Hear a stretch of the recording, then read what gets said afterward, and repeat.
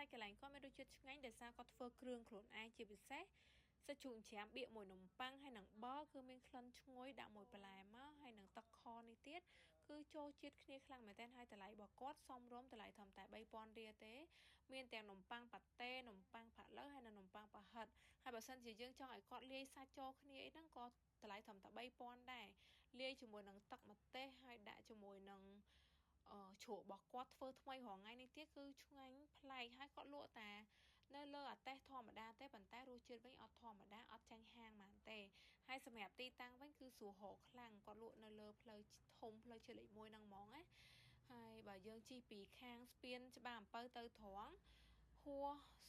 ស្តុបគាត់នារាប្រហែលជា200ម៉ែត្រអីហ្នឹងគឺដល់កន្លែងគាត់លក់អីហើយបើជិះពីព្រៃឯងមកក៏ដូចគ្នាជិះមកត្រង់រហូតហួសសាលាបញ្ញាសាស្ត្រវ៉ាន់ហុងហ្នឹងដល់អាកន្លែងជ្រៀកឡានហ្នឹងគាត់លក់ជាប់ហ្នឹងហើយម៉ួយគាត់ចាំទិញច្រើនខ្លាំងមែនតើនេះកន្លែងគាត់ណាខ្ញុំថតឲ្យមើលខ្លះៗចាំខ្ញុំដាក់លេខទូរស័ព្ទបន្ថែមបើសិនជារកទីតាំងគាត់អត់ឃើញអីអាចតាក់ទងតាមលេខទូរស័ព្ទសួរព័ត៌មានបន្ថែមបាន